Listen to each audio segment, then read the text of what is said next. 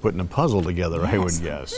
Hey, speaking of putting things together, a local man created a Calatrava out of Legos. And then he entered it in the Lego competition. And we are joined by Luis Hernandez, who is a MyAd student and a Lego store supervisor. Thanks a lot for being with us. Okay, let's talk about this masterpiece you have here. With no right angles, how hard was it to make this piece? Oh my gosh.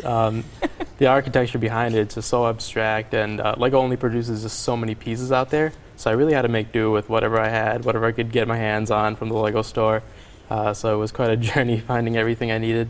And how long did it take to create this little masterpiece here? It was about 2 months working. 2 months? Between school and work, finding time between.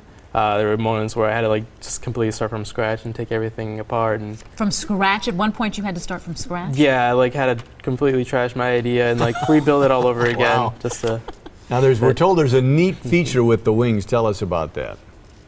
Well, the wings, I actually had to glue them down right now. They're not really stable, but they're supposed to mimic the Brise du Soleil, just like in the art museum itself. The good thing about this is if it does win the actual competition, it gets in the hands of the LEGO designers themselves, and with their experience, they'll be able to handle this and find a better way to actually make this work.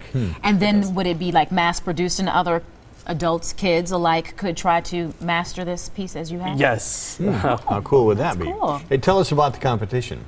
Well, it's a site called Kuso. It's run by LEGO itself. They take in any ideas from people of what they want to see in an actual set being sold out in stores, what they would buy. So anybody can make their own models, pitch their own ideas. If it gets 10,000 supporters, it enters a review stage with the LEGO designers themselves. At that point, they're the ones that decide if this set is actually manufacturable and to be distributed across the world. So how can we vote for your LEGO project to get to the top of the list? It's pretty easy, but considering how many people are in Milwaukee, I need 10,000 supporters to support this idea. And they have a little review stage twice a year. So until it gets up to that stage, there's no expiration date, so people can keep voting until. Right. Well, we'll tell people how they can do that by going to our website a bit later on. But right now, let's talk about any other projects you got going on, because I'm sure you didn't just stop here. Unfortunately, with my busy school schedule, that was the only thing I could fit in. Is that right? Business school. So what do you plan to do after school? No, busy school schedule. Oh, busy school. Yes. Okay, what do you plan to do after school? I'm actually an industrial design student at MyAd. Hopefully, maybe even go to Denmark where the LEGO headquarters are cool. In my future. Maybe that would be a great experience.